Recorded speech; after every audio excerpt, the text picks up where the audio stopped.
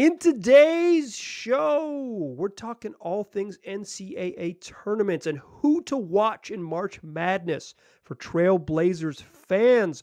Welcome to Locked On Blazers. Let's get into it. You are Locked On Trailblazers, your daily Portland Trailblazers podcast. Part of the Locked On Podcast Network, your team every day. What up, world? It's your past first point guard and Trailblazers reporter, Mike Richmond. You are listening to another episode of Locked On Blazers, part of the Locked On Podcast Network, available wherever you get podcasts and also on YouTube. Thanks for making the show your first listen. It's coming at you Monday through Friday, every single weekday. So make it your first listen. Tell your friends to do the same. It's Locked On Blazers, your team every day. Today's episode, a special one. The NCAA tournament starts today. Well, technically, like the first four in now. It starts a little earlier than normal, but I'm old school, baby. I'm a mid-range millennial. I believe the tournament starts on Thursday morning as an East Coast kid. And to get us prepped for that NCAA tournament, it's the best out there doing it. Host of NBA Big Board, the founder of NBA Draft Junkies, and friend of the program, my friend and yours, Rafael Barlow. Rafael, how are you doing? Thanks for joining the program. I'm doing good. Thanks for inviting me on. We said the best out there doing it. Now it puts a lot of pressure on me because I have to really know exactly what I'm talking about. Well, listen, I have a lot of faith in you. And if listeners remember your previous, you've been on the show 3 or 4 times. Yep. You got it, baby. You got the goods. So we're gonna talk NCAA tournament prospects to watch from a sort of Portland Trailblazers lens. Before we get too deep into it, I will say we spoke last year. We were doing a bunch of draft stuff. You came on a couple times, and you said, "I really hope we don't do this again next year." You're like, "I hope we don't talk about lottery prospects and all of those things because that means the Blazers had a good season and they can ignore the draft lottery." Bummer, dude. We're doing this in March. Yeah, here we are. Indeed. I had Rafael is a secret Blazers fan. Maybe not secret, but low-key Blazers fan. I'm a real Blazers fan. I'm a real Blazers fan. So this makes it a lot easier, and I've thought about like the different scenarios hundreds of times throughout the year. So, we don't know exactly where they're going to be. I guess we know where they're going to be. They're going to be at number 1, and it'll be easy for them to figure it out. They're going to win the draft lottery, and then there won't be much debate. But assuming that they're kind of in that, we're going to run this podcast like they're in that 8 through 12-ish range, which is probably where they're very likely to end up. Let's start with the wings. Who are some wings we can watch in the NCAA tournament? Some, guardy forward types that could help the Blazers, next year or in the next couple of years. Well, there's a guy that I don't know. He doesn't qualify as a wing, but he would be my first choice for Portland, and I hope he falls in that range, which, it's a possibility. But it's Jarace Walker from Houston. He's more of a 4, but he does so many things well. And he's one of the guys that I wish Portland had a player like him when they went to the conference finals a few years ago. Someone that can rebound, defend, block shots, but also make passes. I felt like there were times when, if you remember the series against the Pelicans when they trapped Dame, Portland didn't have anybody that they could get the ball to in the middle of the floor that could make a play, find a cutter, and just kind of be another playmaker in a sense. I mean, Nurk can do it a little bit, but Jarace Walker is like my ideal fit for Portland. And as of now, I think Portland is probably 8th, and I don't know if he's in that range.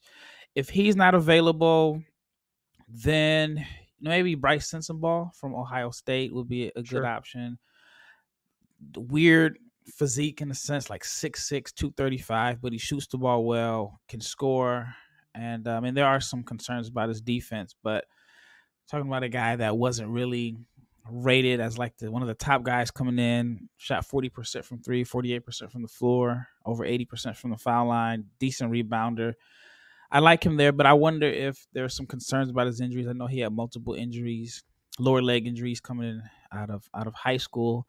And, with Portland's history, that's always going to be like, it's going to be a red flag for any team, but it's going to be like an additional red flag for Portland. I think he'll be a good fit. Grady Dick will be able to provide shooting. He's a wing from Kansas, has good positional size, one of the best shooters in the draft. There's such a need for wing shooting. So those guys are like the first three that come to mind.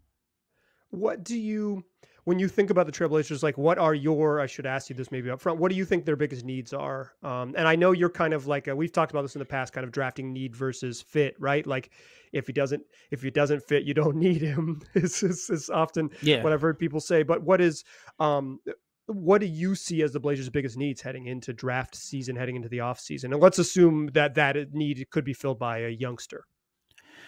Definitely depth at the 5 or even a starting center. I like Nurk. I was actually shocked to hear from someone within the Warriors that Portland didn't want James Wiseman. I thought, James Wiseman would have been, someone that could have helped, at least just giving them some depth. And right now, as far as like centers, there's really isn't one outside of Wembanyama in that range, unless you want to reach for Derek Lively from Duke, who was the top prospect coming into the season.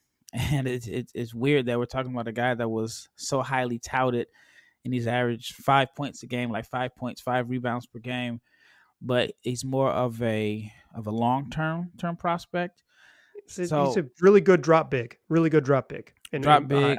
He's one of the few guys I've really watched. I've seen a couple times because I'm a Carolina guy. Like, it's a really good drop big. I'm not sure he does a lot else at the NBA level right now. Yeah, I mean, I think, catch lobs. I mean, he's talented. There's some things that he showed in high school that he hasn't really been able to show in Duke. Not saying that everything in the high school tape matters, but he does have solid touch, and he was shooting threes in high school. My concern with him was that he would fall in love with the three too much, which is something that I actually met Rasheed Wallace a few months back, and I told him, like, you kind of changed the game, man. Now everybody wants to go out and space the floor. And Lively is a guy that I do worry about long term. Once he starts making that shot, that he's going to completely fall in love with it and totally abandon being like a vertical lob threat and a rim roller. A guy that may be interesting for Portland, but it would be if the Blazers make the playoffs, would be Chris Murray, Keegan Murray's brother. Mm-hmm. He's older. I think he'll be 23 when the season starts, but he's more so of an immediate plug-and-play guy that can help the team, that you will get really, really good value in a sense because he'll be closer to his prime while he's on his rookie deal. And I think he could be a steal because I don't really see that much of a difference between him and his brother. I mean, one's left-handed, one's right-handed. But because of the age difference, it's going to be like a potential like 20 pick drop within 1 year between the two. So right. I think, for a team like Portland or any team that drafts, you're going to end up getting a guy that can come in and really, really contribute right away. And you'll get him for 3 or 4 years in his prime on a rookie deal, like I said. Let's. I'm definitely going to tune into some Hawkeyes basketball. If they make it out of the first weekend, I'll watch a little bit. I'll get my screens going on Thursday so I can watch a little bit of them. Let's talk about some other bigs and some other names the Blazers could target in the second segment. But first, I want to tell our listeners all about Ultimate Pro Basketball GM. You ever dreamed of becoming an NBA GM? I know Rafael has. And managing your own basketball franchise? Well, your dream can come true. And this game is definitely for you. You can manage every strategic aspect of your team, play through the season, and lead your team to glory. You're responsible for everything. Hiring the right coaches and assistants, trading and trading players, making draft picks, navigating your franchise through free agency and the draft, and all the ups and downs of a season. All this in a challenging and realistic game world. It's Ultimate Pro Basketball GM, completely free to play, playable online, play it on the go as you want and when you want to. Locked On Blazers listeners right now get 100% free boost to their franchise when you use the promo code LOCKEDON in the game store. So make sure to check it out. Download the game. Just visit probasketballgm.com. Scan the code if you're watching on YouTube, or look it up in the app stores. That's probasketballgm.com. Ultimate Basketball GM. Start your dynasty today. All right. Let's chat a little bit more about this. about the Blazers and the draft. Still chatting with Rafael Barlow, host of Locked on NBA Big Board, the founder of NBA Draft Junkies. You can subscribe to the newsletter, NBA Big Board. It's how I learn about the NBA draft, because I'm not watching college basketball. I watch one mediocre college basketball team, and they break my heart, and they don't have any pros on the roster. Go Tar Heels. Unless you're a big Armando Bacot guy, but I don't think he's an NBA player. Speaking of bigs who might be NBA players, the Blazers are likely to have 2 draft picks in the first round. They're going to have their own, because I do not think they're going to make the playoffs, barring something special happening. But they also have traded for a lottery protected pick from the New York Knicks, and I think that pick is likely to be in the sort of that 20s range, teens or 20s range. Knowing that they're going to have 2 spots to draft from, are there some bigs that might be available later in that first round that you like for Portland, Rafael? Yeah, there's a few. One guy that I like, and I've mentioned that I would take him in the top 10. I don't think he's going to go in the top 10, is G.G. Jackson from South Carolina. He'll be one of the youngest players in the draft. And, oh, yeah, you're a Carolina guy, so you probably know that he committed and then decommitted. But I really like him. 6'9", 215, does a lot of things well. He handles the ball.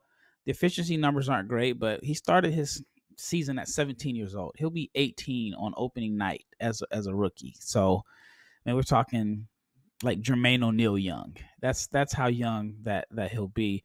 But he shows flashes of shot creation, shooting. One of the best ball handling fours that you'll find. He has like the game of a wing as far as his ability to dribble, hit pull-up jumpers, and he's extremely young. So depending on what direction Portland is going in, on one hand, they seem like they're half trying to win now, going with veterans, and the other half is developing really, really young guys. But he would be a great, great long-term prospect. Only thing is, I wish that if Portland was trying to make another playoff push, which you assume that would be the case with Dame on the roster, I wish Portland had its own G League team where they could have a little bit more control of developing. But on the other hand, they've done an excellent job developing their young players without a G League team. Right. So, but Gigi would be a guy that I would definitely shoot for. Maybe a guy that's, close to home. Well, he's not from Oregon, but plays at Oregon. Khalil Ware. Mm-hmm. Very disappointing season. And a lot of concerns about his motor and energy and effort, but the talent is there. And again, he'd be another long-term approach, but it just depends on how much time do the Blazers have with Dame. And it sounds like, he wants to be there. It's not saying that I don't believe him. I definitely believe him, but it puts the team in like a weird predicament. I will say for the first time ever, maybe he did an interview with Chris Mannix of Sports Illustrated, and I think Dame acknowledged that there is probably a point down the line where if they aren't good enough and he's a certain age, that there is a world in which he realizes he could be no longer in Portland. I don't think we've heard him do that in the past. He was also saying, like, very clearly, I want to win here. I want to be here. I've said it a million times, but I think he also acknowledged, like, I've been in the league 11 seasons. Life is weird. I've watched a bunch of my colleagues have this happen to him. But I think you're right. They're going to try to do this dual timeline thing with the youngsters in the back half of the roster and the vets, which makes the draft even more curious, because it's like, I think there's no way they use both of these picks in the draft. Like, no way that they're going to have 2 more first round rookies. But I think they will probably use one, because like having cost controlled good young players is a good way to have a good basketball team. Any other names we should know heading that we might be able to watch this weekend in the NCAA tournament? Well, there is Tankathon, the site Tankathon. I look at Tankathon often and then compare that with other sites. Tankathon has the Blazers selecting Taylor Hendricks from Central Florida. I really like Taylor there. I don't think that he falls to where they have him going at number 22. I think he could be someone that creeps into the late lottery discussions. And I had a chance to watch him play last week when his team played in Fort Worth at the AAC tournament.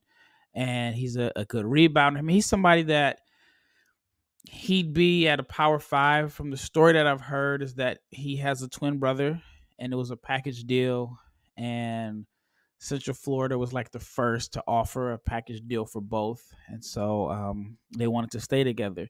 If not, he would probably be at one of the top blue blood schools, or a bigger school playing in Power 5 conference, and he'd be a little bit more well known.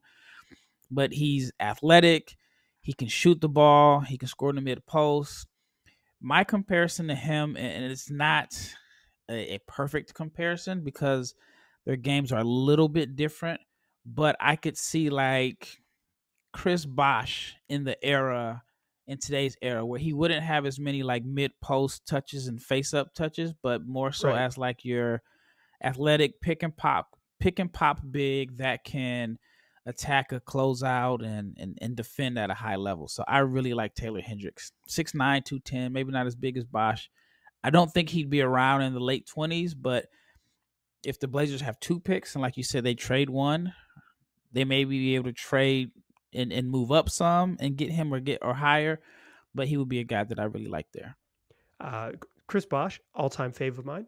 So if you get like a Hall of Famer, add him to the squad. I think that's a good idea. I think it's absolutely a good idea. Right. Can't say that I've watched any Golden Knights games this year. Not a UCF. Have missed UCF on the dial.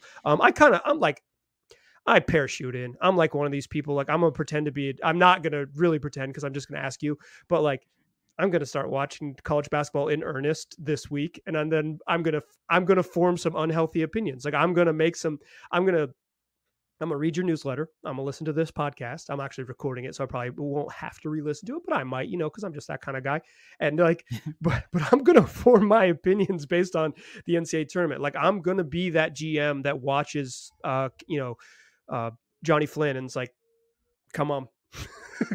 I'm like, come on, March. But last year a lot of people did that. They do. And there was one guy. I was arguing. I was actually overseas last year, and I was arguing until like 5:00 in the morning why Armando Bacot is not a top 5 pick. And there was somebody that just kind of tuned in late, and they said that he should be a top 5 pick. They thought Caleb Love should have been a lottery pick. So yeah, there's a lot of opinions that are formed off of late season runs, which sometimes really helps. It really does. That's probably good news for my man Jaime Jaquez. Jaime, time to go off in March, my dude. Time to get yourself some money. Let's close the show. I want to ask you who it is. I'm gonna put you on the clock. Make your pick for the Portland Trail Blazers. That's what we'll do to close the show. But first, I want to tell my listeners about FanDuel. Listen, it's a great time to get in on the action and download FanDuel, America's #1 sports book, because new customers get a no sweat first bet up to $1,000. That's bonus bets back if your first bet doesn't win. Just download the Sportsbook app. Safe, secure, super easy to use. Then you can bet on everything from the money line to point scores to threes drained. Plus, FanDuel even lets you combine your bets for a chance at a bigger payout with a same-game parlay. So don't miss the chance to get your no-sweat first bet up to $1,000 in bonus bets when you go to FanDuel.com/lockedon. That's FanDuel.com/lockedon to learn more. Make every moment more with FanDuel, an official sportsbook betting partner of the NBA. Still a pass first point guard. Still Mike Richmond. Still listening to Locked On Blazers. Still chatting here with Rafael Barlow, founder of NBA Draft Junkies, host of Locked On NBA Big Board. Is also a subscription newsletter. Get it to your inbox, the NBA Big Board newsletter. All right, Rafael, you're on the clock with the 9th pick in the 2023 NBA Draft. The Portland Trail Blazers select Taylor Hendricks. Chris Bosh himself. Yeah, Taylor Hendricks from Central Florida. I would love for Jarris Walker to be available, but Taylor Hendricks provides athleticism. Again, this is a guy that's 6'9", averaged about 7 rebounds a game, 2 blocks, but also shot 40% from 3 and a little under 80% from the foul line. So he gives you a little bit of rim protection and outside shooting and athleticism. So perfect fit for Portland, in my opinion. Yeah, I wonder, do you, I mean, you're like a draft guy. Do you think they should, what should they do to sort of rectify the timelines? Do you just go in and try to add talent and don't worry about the age, or is there a point where you have to kind of pick a route? Yeah, for Portland, I don't know, man. They're in like a very, very unique situation where they have a player that I don't want to say, well, he's in his prime. I think certain players, their prime is extended. You know, they may have like he's playing the best basketball of his career. So whatever it might be, he's playing the best basketball of his career. Yeah. But he's on a team that is young and not necessarily a threat to make a deep playoff run. On one hand, you know, it's kind of like, all right, you got this guy that's loyal. You're going to end up paying him $63 million at the end of his career. So you got to find like maybe the best players that fit with him. But then also you have to think about the franchise. And I mean, I just think right now you just take the best player available. I mentioned, I'm kind of with you. I don't know what they do. Like, I think you just try to add talent. And if there's not a trade there to be had, you just get as much talent as you can on the roster and then figure it out. At some point, they'll have to, you know, I think they're going to try to make a big trade around the draft this summer. So maybe the 8th pick is the thing that they use in the big trade. And then they use 22 to add the rookie. That's more of a win now rookie, right? But like whatever it is, at some point, regardless of how this goes down, you're going to have to make a choice. And I think this summer will inform some of what that choice looks like. I think this is the big sort of make or break summer, and it'll be around the draft. So whether they have Taylor Hendricks or whether they just absolutely do not have the 8th overall pick because they've traded it for Jimmy Butler or whatever it is, you know, whatever it might look like. I wonder, how do you, so like you watch so much basketball, you're watching a bunch of these guys since they were young teens, you know, sophomores in high school, and you've seen the tape on them. How do you avoid the sort of bias of March? Like, how do you avoid being me? I guess, like you said, it goes down to watching a lot of basketball, just kind of having, you know, a larger sample size, but it's very much human nature to go by a recency bias. It's very easy. And one example that I had last year, it's kind of the opposite example, was I was high on Paolo Banchero all season long. I said that he was the number 1 pick back in November. And fortunately for me, he had a deep run where they went to the Final Four. So it wasn't necessarily like a recency bias. But then there were examples of guys, and I can't think of one, maybe back in the day, I guess it was the Martell Webster draft. Chris Paul didn't have a great NCAA tournament. And so there were people that didn't think he should have been drafted as high as he was. They thought he was too small. Just whatever, you know, concerns you may have. And it's like they're intensified when it's a bad NCAA tournament game, good or bad. But for me, it's just I usually watch so much. But again, I'm human. It's easy for me to say, you know, I'm going to move this guy up if he goes on a string of, you know, 3 or 4 games where he puts up 20 points per game or has really big performances on the biggest stage, which, you know, it's good for the player, but it also makes it difficult to evaluate like the G League guys and the guys from overtime, because they don't necessarily have the incentive to, not saying they don't have the incentive to win, but I mean, like, what's important? Does anybody know who wins the G League championship? My man Kevin Dana who will. Goes to the Sweet 16. Yeah. Yeah. So that could, you know, really affect the guys that aren't playing, you know, that chose the different paths outside of college basketball. So you're like, you know, you got to keep do you keep a running list? Like, is your list active and you're like moving guys up and down, or are you trying to say like, okay, I'll wait till the end and kind of like reassess my tape and reassess, you know, talk to my people and kind of go at it? Like, how is your process in March and through the NCAA tournament? It's active. It moves up and down. I may take notes here. Sometimes I can overthink it. And then, it just changes. Like, there was a guy, Kobe Brown, from Missouri that I liked, and I finally was like, okay, I'm gonna put him in my second round. He's got 6'8", 250. The efficiency numbers were great. Played really well against Tennessee. Then the next game, I forgot who they played. He did absolutely nothing in a sense, and so then it kind of makes you just naturally just kind of question, okay, should I put him that high? So it's gonna fluctuate up and down, and then once the season ends, it's the same thing. Like it's still going up and down. As you're rewatching film on guys, you may see some things that you missed. So it's always fluid. Our NBA teams at, like, I know they're crazy at conference tournaments, right? Everyone picks their conference tournament and kind of locks in. Will they be, if you're in the gym in the NCAA tournament, are you going to see like 6 NBA GMs, or is that going to wait for a little bit further down the line, like Elite Eight, Final Four and stuff? I think it's the point where you start seeing the most, because a lot of the top front office executives during the season are working towards the trade deadline and so on. So now they're really, really focusing on the NBA draft. Some of their scouts have been doing it all year, but now, for example, a GM, he's so focused on his team, he's probably not going to college games and traveling to college towns in the middle of the season. But right now, NCAA tournament, they're usually in large cities. Makes it very easy to get in and out, and it's an opportunity to see multiple prospects in one setting. So, I mean, I imagine it's going to be full of NBA executives from the first round all the way through. Yeah, I know that college championship week is absolutely packed with you'll go into a small gym and it'll be the SEC tournament is just filled with NBA GM folks. It's like, oh, I guess that's where everyone is this weekend. So I was curious if that kind of continued. Certainly, I know that the Blazers in past have kind of always sent their folks out, and then they pick their spots when you get to March about where they want to send people, and they're pretty judicious about it. So I'm sure they will be where the best prospects are, and kind of and make their moves. Rafael, thank you so much for joining the program. I really, really appreciate it.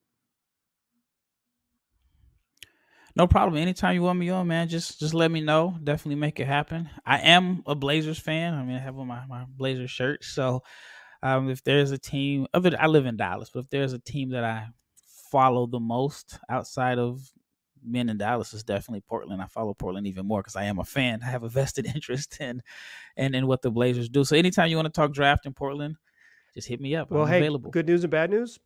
We're heading into it's draft. We made it a draft season for the Portland Trailblazers. Made it the draft season. We weren't supposed to be here, but we made it anyways. Listeners, come back for more shows later this week. Blazers play on Friday against the Boston Celtics. So we will look ahead to that game and the weekend ahead with some tough games. I appreciate you listening. Talk to you soon.